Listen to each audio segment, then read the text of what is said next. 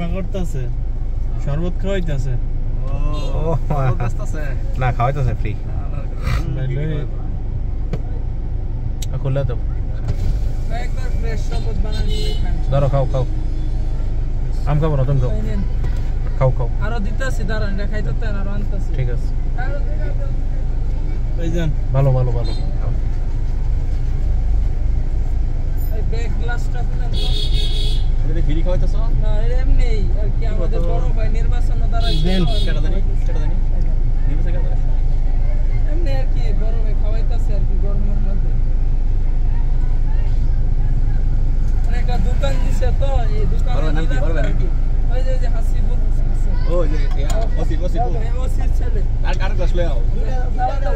আর লয়ে আও বড়া। ওই যে